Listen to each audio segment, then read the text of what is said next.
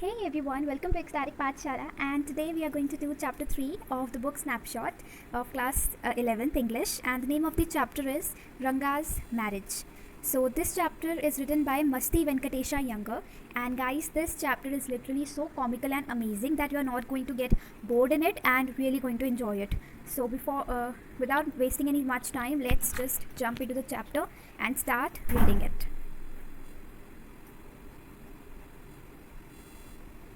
So the protagonist of this chapter is a boy named Ranga, and he is the son of an accountant. So let's just read the introduction of this chapter. Ranga, the accountant's son, is one of the rare breed among the village folk who has been to the city to pursue his studies. When he returns to his village from the city of Bangalore, the crowds mill around his house to see whether he has changed or not. His ideas about marriage are quite different, or are they?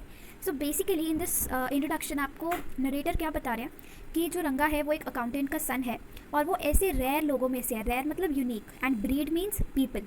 ऐसे rare लोगों में से है, village में से, जिसके father ने इतना ज़्यादा करेज दिखाया और अपने बेटे को बैंगलोर में भेजा स्टडीज़ को पूरी करने के लिए.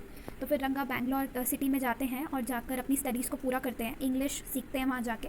एंड जब वो वापस आते हैं तो पूरे विलेज का जो क्राउड होता है वो मिल हो जाता है. मिल इन द सेंस, मिल हियर मीन्स गैदर हो जाता है, इकट्ठा हो जाता है रंगा को देखने के लिए कि उसको कोई चेंज आया है या नहीं आया एंड ऑल दैट. तो वो इकट्ठे हो जाते हैं. अब उसके आइडियाज़ बहुत ही ज़्यादा डिफरेंट है मैरिज को लेके. सो let's just jump into the chapter two find out कि मैरिज में उसके क्या आइडियाज़ डिफरेंट हैं और क्यों हैं और कैसे हैं. Alright guys, so let's start reading the chapter. When you see this title, some of you may ask, Ranga's marriage? Why not Ranganatha Vivah or Ranganatha Vijay? Well, yes. I know I could have used some other mouth-filling one like Jagannatha Vijay or Girija Kalyana. But then, this is not about Jagannatha's victory or Girija's wedding.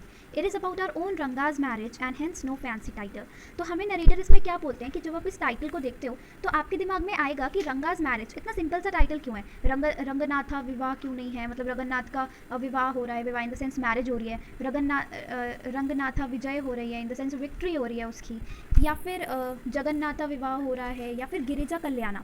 मतलब narrator ने ऐसे fancy titles क्यों नहीं रखे. Girija here means a girl and Kalyana का मतलब होता है मैरिज, तो अ गर्ल्स मैरिज.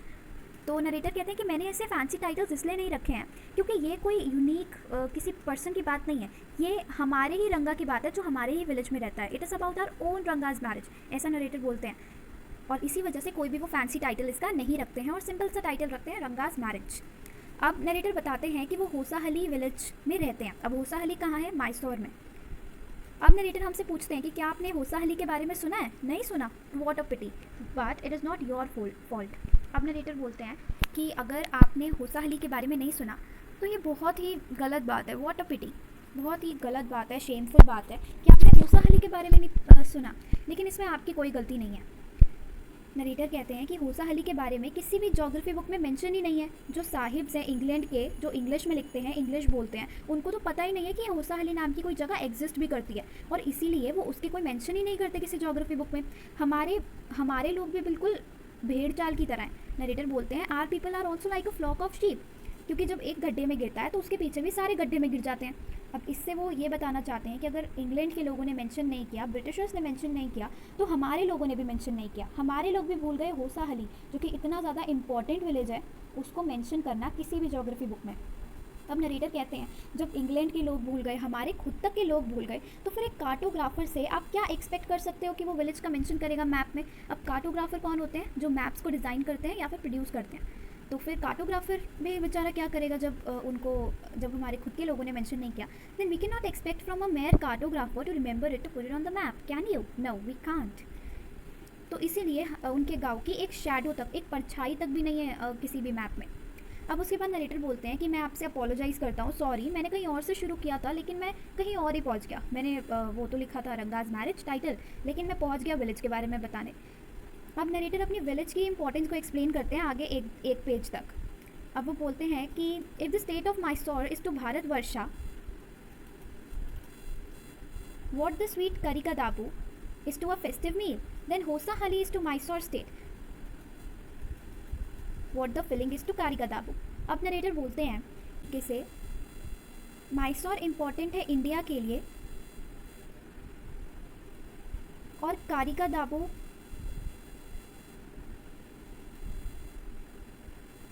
कारिका दाबो इम्पॉर्टेंट है किसी भी फेस्टिवल के लिए। कारिका दाबू एक तरह की साउथ इंडियन डिश होती है, जैसे गुजिया होती है ना हमारे इंडिया यहाँ पर नॉर्थ इंडिया में, ऐसे ही कारिका दाबू एक डिश होती है, स्वीट डिश, जिसमें अंदर फिलिंग्स भरी जाती है शुगर की और कोकोनट की। तो फिर नरेटर बोलते हैं जिस तरीके से माइसोर इम्पॉर्टेंट है इंडिया के लिए और कारिका दाबू इम्पॉर्टेंट है फेस्टिवल के लिए, उसी तरह से कारिका दाबू के अंदर जो स्वीट जो फिलिंग होती है वो भी इम्पॉर्टेंट है इक्वली कारिका दाबू के लिए। और जिस तरीके से एक फिलिंग इम्पॉर्टेंट है कारिका दाबू के लिए, उसी तरह से जो हमारी कोसाहली विलेज है वो भी इक्वली इम्पॉर्टेंट है हमारे स्टेट माइसोर के लिए। तो वो बेसिकली मेटाफोरिकली अपने विलेज को विलेज के इंपॉर्टेंस को डिस्क्राइब कर रहे हैं। अब वो बोलते हैं कि मैं अकेला ही नहीं हूँ जो इस ओपिनियन के ऊपर बेस्ड हूँ, मैं अकेला ही नहीं हूँ जो अपने विलेज की तारीफ़ करता हूँ। हमारे तो गाँव में एक डॉक्टर भी है जिसका नाम है गुंडा भट्टा, वो भी उसका भी यही मानना है कि हमारा गाँव सबसे अच्छा है और उसकी बहुत ही ज़्यादा इंपॉर्टेंस है। अब जो वो एक्सप्लेन करते हैं कि जो डॉक्टर गुंडा भट्टा हैं वो बहुत सारे प्लेसेस में घूमे हैं इंडिया के, लेकिन इंग्लैंड में नहीं गए। अब इंग्लैंड में नहीं गए तो जब कोई उनसे पूछता है कि आप इंग्लैंड में क्यों नहीं गए, तो वो बोलते हैं no Annayya, I have left that to you, कि मैंने नहीं Annayya, Annayya is a respected word, जैसे हम हिंदी में बोलते हैं ना नहीं जी, नहीं uncle ji and something like that. तो इसी तरीके से अन्नया बोलते हैं साउथ इंडियन में। तो वो बोलते हैं कि नहीं अन्नया, मैंने वो जगह तुम्हारे लिए छोड़ी है, मेरा काम नहीं है किसी डॉग की तरह, किसी फ्ली पेस्टर डॉग की तरह इधर उधर घूमते रहना। उसके बाद नरेटर डिस्क्राइब करते हैं अपने विलेज के मैंगोज़ को। वो बताते हैं कि मैंगोज़ तो आपको यहाँ के खाने ही चाहिए, लेकिन आप उसको पूरा मत खाना, सिर्फ एक बाइट लेना। अब इसके पीछे वो रीज़न बताते हैं कि अगर आप उसको पूरा खा लोगे तो उसकी जो सॉरनेस है, उसका जो खट्टापन है वो आपके दिमाग पर चढ़ जाएगा और आपकी बिल्कुल तबीयत ख़राब हो जाएगी। तो नरेटर को ये बात कब पता चली थी कि जब वो एक दिन मैंगो लेकर आए थे पूरा घर पे, और घर पे उनकी वाइफ ने या घर में उन्होंने चटनी बना ली थी उस पूरे फ्रूट की और उन्होंने खा ली, लेकिन नेक्स्ट डे उनको इतना ज़्यादा कफ सफ़र करना पड़ा, इतनी ज़्यादा मेडिसिन लेनी पड़ी कि उन्होंने जब ये डॉक्टर से बात करी इसके बारे में, तब उन्हें जाकर पता चला कि ये स्पेशल क्वालिटी है इस फ्रूट की कि ये इतना ज़्यादा सॉर होता है, इतना ज़्यादा सावर होता है कि इसकी सावरनेस हमारे भ्रमरांत्र में चढ़ जाती है। भ्रमरांत मतलब हमारे माइंड में चढ़ जाती है। उसके बाद नरेटर हमें डिस्क्राइब करते हैं अपने एक विलेज में जो पॉन्ड के पास ग्रो होता है क्रीपर।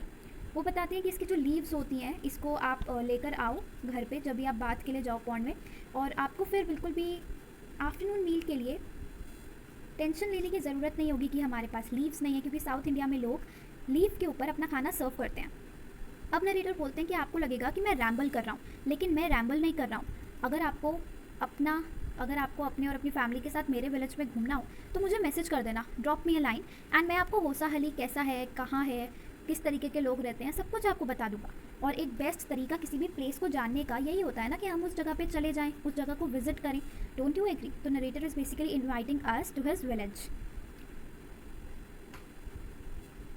ऑलराइट गाइस, सो यहाँ से हमारा मेन चैप्टर स्टार्ट होता है। So let's just start reading it. What I am going to tell you is something that happened 10 years ago. अब नरेटर जो हमें बताने वाले हैं वो 10 साल पहले हुआ था, एक डेकेड पहले हुआ था। उस टाइम हमारे पास ज़्यादा लोग नहीं थे विलेज में जो इंग्लिश बोलते थे, लेकिन हमारे विलेज अकाउंटेंट पहला एक ऐसा इंसान था जिसके पास इतनी ज़्यादा करेज थी कि वो अपने बेटे को बैंगलोर भेजे पढ़ने के लिए। लेकिन अब चीज़ें डिफरेंट हैं। आज बहुत सारे लोग हैं जो इंग्लिश बोलते हैं। इवन इंग्लिश को लोग बहुत ही ज़्यादा बोलते हैं कि हॉलीडेज़ के टाइम पर हमें हर एक स्ट्रीट पर कोई ना कोई लोग मिले जाते हैं जो इंग्लिश में बात कर रहे होते हैं। लेकिन उस टाइम, जिस टाइम की मैं स्टोरी सुना रहा हूँ आप लोगों को, उस टाइम तो इंग्लिश कोई भी नहीं बोलता था, और कन्नड़ा लैंग्वेज के बीच में कोई इंग्लिश के वर्ड्स भी यूज़ नहीं करता था। जैसे हम आज क्या करते हैं, if I give you an example, then हम आज क्या करते हैं, हम हिंदी बोलते बोलते भी इंग्लिश के वर्ड्स यूज़ कर लेते हैं। लेकिन उस टाइम ऐसा नहीं होता था। ये स्टोरी साउथ इंडिया की है, तो वहाँ पे कन्नड़ा लैंग्वेज बोली जाती है, तो वहाँ पर बिल्कुल भी वो इंग्लिश वर्ड्स को यूज़ नहीं करते थे कन्नड़ लैंग्वेज के बीच में। बट आजकल ऐसा होता है। तो नरेटर बोलते हैं कि what has happened is really really disgraceful. जो भी हुआ है वो बहुत ही ज़्यादा शर्मनाक है। एक दिन मैं रमा राव के घर में था। रमा राव नरेटर का फ्रेंड है हमारे। Okay, just note one thing, हमारे नरेटर का नाम है श्यामा। ओके, श्यामा। तो श्यामा के फ्रेंड है रामा राव, जिनके घर पे श्यामा गए थे एक दिन, और क्योंकि उन्हें एक बंडल ऑफ फायरवुड लानी थी। अब जब वो गए वहाँ पे तो रामा राव का बेटा आया एक दिन नरेटर ने क्या किया, वो रामाराव के घर पे गए और उन्होंने देखा कि वो एक फायरवुड का बंडल खरीद रहे थे। तो फिर रामाराव का बेटा बाहर आया उस बंडल के लिए पे करने के लिए। उसने वुमैन से पूछा जो बंडल बेच रही थी कि मैं आपको कितने पैसे दूँ। तो फिर वुमैन ने बोला 4 पाइस। पाइस एक वैल्यू है जिसे हम रुपीज़ बोलते हैं, उस टाइम पाइस होता था। उसने बोला कि 4 पाइस मुझे पैसे दो, 4 पाइस मुझे दो। तो फिर बॉय ने बोला कि मेरे पास कोई चेंज नहीं है। अब उसने जो ये इंग्लिश का वर्ड यूज़ करा चेंज, वो उस बेचारी औरत को समझ में ही नहीं आया और वो मटर करते करते बोलते बोलते बड़बड़ाते हुए वहाँ से चली गई। उसके बाद जब नरेटर ने खुद जाके रंगा के हाउस में जाके उससे पूछा कि चेंज का मतलब क्या होता है, तब उसे पता चला कि चेंज का मतलब होता है हिंदी में छुट्टे पैसे। नरेटर को खुद भी नहीं पता था कि चेंज का मतलब क्या होता है उस time. So you can imagine कि कितना ज़्यादा उस टाइम इंग्लिश का इम्पोर्टेंस था और लोग बिल्कुल भी अवेयर ही नहीं थे इंग्लिश से जितना आज हम इंग्लिश पढ़ते हैं। या फिर जब नरेटर ने ये स्टोरी जिस टाइम लिखी है उस टाइम जो इंग्लिश का इम्पोर्टेंस था और जिस टाइम की स्टोरी लिखी है उस टाइम क्या था, तो दोनों में बहुत ही ज़्यादा डिफरेंस है। अब नरेटर इंग्लिश को एक प्राइसलेस कमोडिटी बोलते हैं। वो बोलते हैं कि English is a priceless commodity. और ये एक दशक पहले 10 ईयर्स पहले हमारे विलेज में एग्जिस्ट ही नहीं करती थी। इसलिए रंगा का जो होम कमिंग था, जब रंगा वापस आया, वो एक ग्रेट इवेंट था क्योंकि इंग्लिश लोगों को आती नहीं थी और वो इंग्लिश ही पढ़ के आया था। तो लोगों के अंदर बहुत क्यूरोसिटी थी जानने की कि वो कैसा चेंज हुआ है। इसलिए लोग भाग भाग कर उसके पास आए जब वो वापस आया था कि अकाउंटेंट का सन आ गया, the accountant son has come, the boy who has gone to Bangalore for his studies is here it seems and come, Ranga is here. मतलब इतने सारे लोग बोल बोल के उसके पास आ रहे थे एंड उसको देखना चाहते थे कि उसके क्या बदला है, उससे अट्रैक्ट हो रहे थे। तो बेसिकली इस क्राउड से अट्रैक्ट होकर नरेटर भी वहाँ गए कोर्टयार्ड में और उन्होंने पूछा कि इतने सारे लोग यहाँ क्यों आए हुए हैं, यहाँ पे कोई मंकी की परफॉर्मेंस तो हो नहीं रही है। तो फिर एक लड़का आया जिसके पास कोई दिमाग नहीं था, इमेच्योर था, और वो बोलने लग गया कि फिर आप यहाँ क्या कर रहे हो जब यहाँ मंकीज से नहीं है। तो अब उसने बदतमीजी से बात करी, बिल्कुल ही इमेच्योर था और उसके अंदर कोई मैनर्स नहीं थी, ऐसा नरेटर बोलते हैं। लेकिन ये सब जान के कि ये पास्ट की बात है, नरेटर चुप हो गए। अब वहाँ पर इतने सारे लोगों को जब देखा नरेटर ने और रंगा जब स्माइल के साथ बाहर आया तो नरेटर को बहुत अच्छा लगा। उसके बाद नरेटर बोलते हैं, had we all gone inside the place would have turned into what people call the black hole of Calcutta. अब ब्लैक होल ऑफ कैलकटा क्या है? ब्लैक होल ऑफ कैलकटा है जो कि बिल्ट हुआ था कैलकटा में। ये बेसिकली एक डंजन है। डंजन आप समझते हैं? डंजन है जहाँ पे बहुत सारे लोगों को बंदी बनाया गया था और वो सब लोग सफोकेशन की वजह से मर गए थे।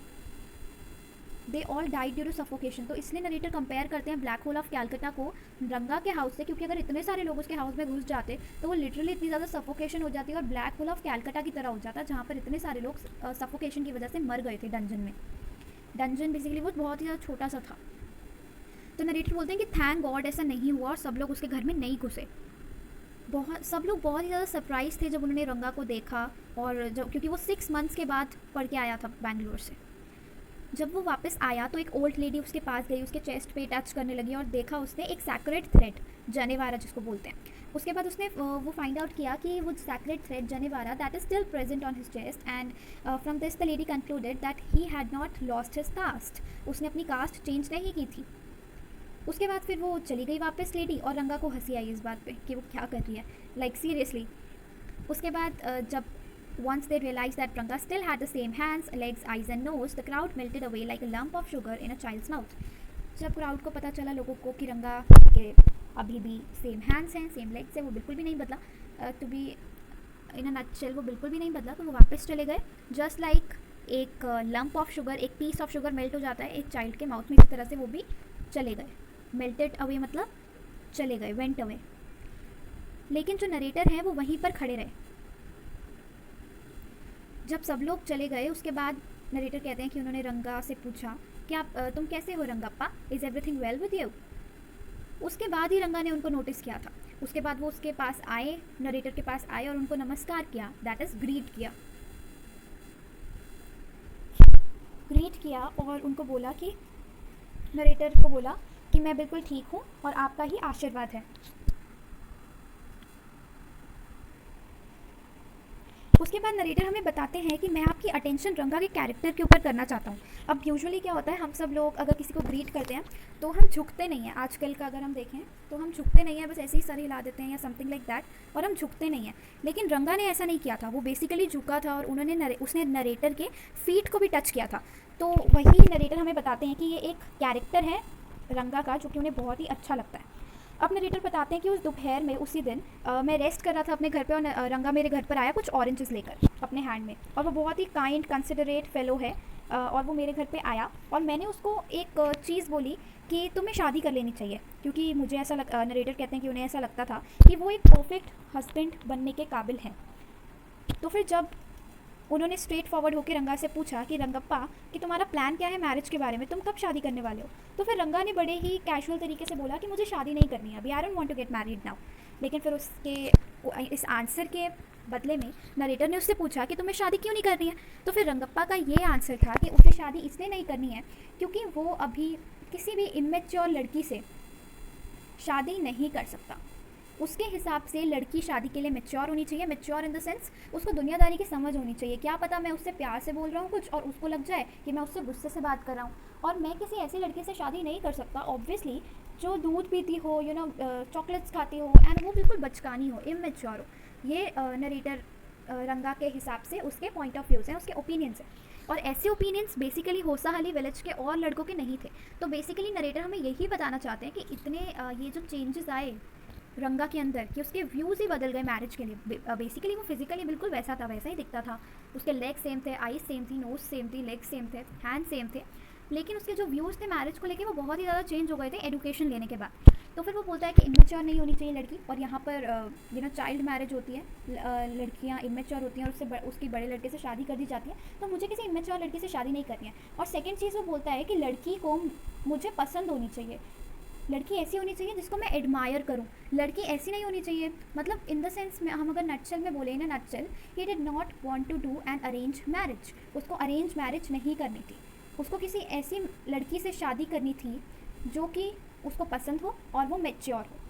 तो इस पैराग्राफ में नरेटर हमें यही बताते हैं रंगा के बारे में। उसके बाद रंगा एक और चीज़ बोलता है कि अगर जो कालिदास का एक फेमस प्ले है शकुंतला, उसमें दुष्यंता कभी भी शकुंतला के साथ प्यार करता ही नहीं अगर वो ज़्यादा छोटी होती। तो अगर शकुंतला इतनी ज़्यादा छोटी होती, इमेच्योर होती, वो उसका एडमायर नहीं करता, तो दुष्यंता भी शकुंतला से कभी शादी नहीं करता उस प्ले में। और अगर ऐसा हो जाता तो कालिदास का प्ले का तो सत्यानाश हो जाता, लाइक सीरियसली बेकार हो जाता वो प्ले पूरा। तो रंगा का यही कंक्लूजन है कि अगर किसी को शादी करनी है तो ऐसी लड़की से करनी चाहिए जो कि मैच्योर हो और जिसको वो एडमायर करे, जिसको वो पसंद करे। तो फिर नरेटर उससे पूछते हैं कि क्या कोई अदर रीज़न है, तो फिर रंगा बोलता है कि नहीं और कोई रीज़न नहीं है, यही रीज़न है कि उसी से शादी करनी चाहिए जिसको मैं पसंद करता हूँ। ऑब्वियसली मैं किसी अरेंज मैरिज में बिलीव नहीं करता, और मैं किसी ऐसी लड़की से शादी नहीं कर सकता जिसको मैं जानता ही ना हूँ और जो कि बहुत ही ज़्यादा बच्ची जैसी हो।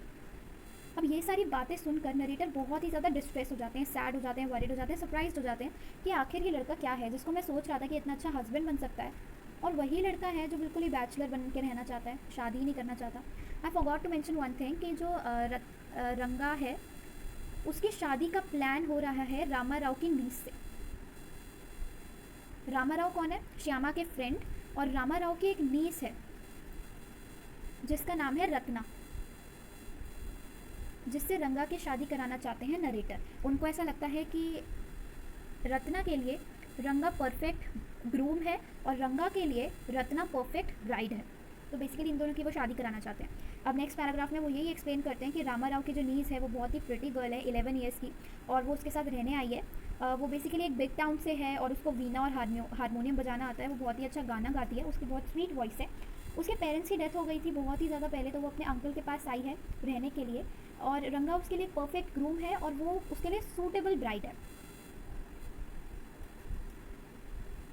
अब उसके बाद नरेटर बताते हैं कि मैं एक फ्रीक्वेंट विजिटर था, मैं मिलता जाता रहता था रमा राव से। तो फिर जो गर्ल थी रत्ना, जिसका वो नाम आगे मेंशन करते हैं, सीखिए इट इज़ रत्ना, तो वो बताते हैं कि वो गर्ल बहुत ही ज़्यादा फ्री थी मेरे पास, मेरे साथ was quite free with me, she was quite free with me.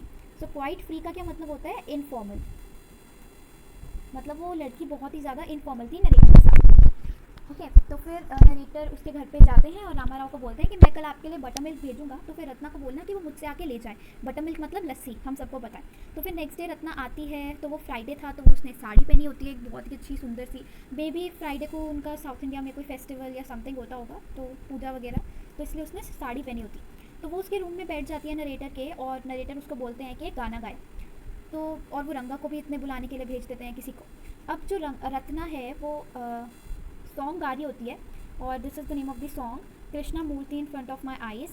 Basically मुझे नहीं पता ये गाना कौन सा है और कैसे गाते हैं, मैंने इतने पुराने गाने नहीं सुने। एनीवेज, अगर आप लोगों ने सुने हैं तो आप मुझे बताना कमेंट सेक्शन में। बेसिकली ये वो गाना गाती है, और इतने वो गा रही होती है कि रंगा आ जाता है डोर पर, लेकिन वो अंदर नहीं जाता, क्योंकि जो वो गाना सुन रहा होता है वो उसको इतना ज़्यादा मेलोडियस, इतना ज़्यादा अच्छा लग रहा होता है कि वो अंदर ही नहीं जाता, और वो थ्रेश होल्ड पर ही रुक जाता है घर के, या वी कैन से रूम के थ्रेशोल्ड पर ही वो रुक जाता है। और बेसिकली उसको लग रहा होता है कि अगर वो अंदर जाएगा रूम के, तो फिर ये सिंगर जो भी है, जो इतना प्यारा गाना गा रही है, वो बहुत ही ज़्यादा डिस्टर्ब हो जाएगी और गाना रुक जाएगा, और मैं नहीं चाहता कि गाना रुक जाए, इसलिए वो वहीं पे खड़ा रहा बेसिकली। लेकिन अभी भी उसको क्यूरोसिटी थी कि भाई कौन है वो सिंगर जो इतना अच्छा गा रही है। केयरफुली उसने पीप के अंदर, पीप इन द सेंस झाँका उसने, लेकिन जब उसने अंदर झाँका तो फिर लाइट ब्लॉक हुई उसकी बॉडी की वजह से, और रत्ना ने ऊपर देखा और एकदम से स्ट्रेंजर को देख के वो चुप हो गई। तो नरेटर इसको बहुत ही कॉमिकल वे में कंपेयर करते हैं कि जब आप एक मैंगो लेकर आओ अपने पास, sorry I can not draw a mango, I am not okay, I drew it finally. अब नरेटर बताते हैं कि सपोज करो आप एक मैंगो लेकर आए हो अपने पास, बहुत ही डिलीशियस और बहुत ही स्वीट मैंगो है वो, और आप उसका पील ही अभी इंजॉय कर रहे हो, आप उसको बिल्कुल भी वेस्ट नहीं करना चाहते, उसका अभी आप बस पील ही इंजॉय कर रहे हो, पील को छील रहे हो, उसको लिक कर रहे हो, अभी आप उसी को इंजॉय कर रहे हो। और जैसे ही आपने अभी तक फर्स्ट बाइट भी नहीं ली उस मैंगो की, और वो मैंगो एकदम से आपके हाथ से छूट के नीचे गिर जाता है ग्राउंड पे, एंड अब आप उसको खा नहीं सकते हो दोबारा। तो फिर नरेटर बोलता है कि बिल्कुल जैसा वो एक्सपीरियंस होगा ना आपका, कि भाई मैंगो मुझे खाना था, मैं अभी जस्ट पील को उसका टेस्ट ले रहा था, इंजॉय कर रहा था, एंड मैंगो पूरा नीचे गिर गया, तो यही बिल्कुल ऐसा ही फेस था रंगा का, रत्ना की आवाज़ को बंद करके, क्योंकि उसको तो गाना सुनना था, और उसकी वजह से रत्ना ने गाना बंद कर दिया, इसलिए उसको बहुत ही ज़्यादा स्ट्रेंज फील हुआ। तो इसी को नरेटर आगे डिस्क्राइब करते हैं इस पैराग्राफ में। उसके बाद रंगा अंदर आता है और बोलता है कि आपने मुझे बुलाया था। तो फिर नरेटर बोलते हैं कि हाँ जी मैंने बुलाया था, और वो अंदर आया और आके बैठ गया चेयर पर। रत्ना भी एक डिस्टेंस से उसको देख रही थी, उसका हेड नीचे था, लेकिन रंगा उसको रिपीटेडली देखे जा रहा था, घूरे जा रहा था। रंगा रिपीटेडली ग्लैंस्ड एट हर, वो रिपीटेडली उसको देख रहा था, और एकदम से उनकी आईज़ मीट हुई, मतलब दोनों ने एक साथ एक दूसरे को देखा, लेकिन वो बहुत ही ज़्यादा एम्बैरेस्ड मूवमेंट था, तो किसी ने कुछ नहीं बोला। और वो फिर उसके बाद रंगा बोलता है कि मेरी वजह से गाना स्टॉप हुआ था, तो मुझे यहाँ से चले जाना चाहिए। लेकिन फिर नरेटर उसको बहुत ही कॉमिकल वे में बोलते हैं कि ये सिर्फ उसके वर्ड्स थे, words, mere words. The fellow said he would leave, but he did not make a move. How can one expect words to match with actions in these days of Kaliyug? तो narrator बोलते हैं कि ये उसके सिर्फ words थे कि मैं यहाँ से चला जाता हूँ, बेसिकली उसने कोई मूव भी नहीं किया। और आप कैसे एक्सपेक्ट कर सकते हो इस कलयुग में कि आपके वर्ड्स किसी के एक्शंस, लाइक आपके वर्ड्स किसी के वर्ड्स जो हैं वो उसके एक्शन से मैच करेंगे, ऐसा हो ही नहीं सकता कलयुग में। तो फिर ये सब जब हो रहा था तो रत्ना अंदर चली गई भाग के, क्योंकि उसको बहुत ज़्यादा शाइनेस फील हो रही थी। उसके बाद रंगा ने पूछा नरेटर से कि वो गर्ल कौन है, Swami ji who is that girl. तो फिर स्वामी जी उसको बोलते हैं कि तुम जान के क्या करोगे कि वो लड़की कौन है। उसके बाद वो हमें एक स्टोरी बताते हैं कि एक बार एक लायन आया था एक केव के बाहर, और उस केव के अंदर था एक गोट था, उस गोट का नाम उन्होंने ही गोट बोला है। तो फिर लायन अंदर पूछता है कि अंदर कौन है। तो फिर ही गोट बोलता है कि इससे क्या फ़र्क पड़ता है कि मैं कौन हूँ, मैं तो एक बेचारा सा जानवर हूँ जो कि ऑलरेडी 9 लायंस को खा चुका हूँ, और मेरे को 10 लायंस खाने हैं, मतलब एक और खाना है। तो तुम मुझे बताओ कि तुम मेल हो या फीमेल हो, लायन हो या लायनस हो, क्योंकि तुम लायन हो तो तुम्हें मैं खा जाऊँगा, और लायनस हो तो छोड़ दूँगा। अब था तो वो लायन, तो इस डर से ही वो भाग गया उस जगह को छोड़ के, बट बेसिकली वो था तो गोट ही, लेकिन उसके इन शब्दों की वजह से, उसके इन वर्ड्स की वजह से वो डर के वहाँ से भाग गया। तो उसी ही गोट की तरह नरेटर भी बोलते हैं कि तुम जान के क्या करोगे कि वो लड़की कौन है, मैं तो ऑलरेडी मैरिड हूँ और तुम्हें मैरी करना नहीं है, मैं तो ऑलरेडी शादीशुदा हूँ और तुम्हें शादी ही नहीं करनी, तो तुम जानकर करोगे भी क्या कि वो लड़की कौन है। तो फिर उसके बाद रंगा पूछता है कि इसका मतलब वो लड़की अभी तक मैरिड नहीं है। तो फिर हमारी नरेटर बहुत ही कॉमिकल वे में बोलते हैं कि उसकी तो 1 साल पहले ही शादी हो गई थी।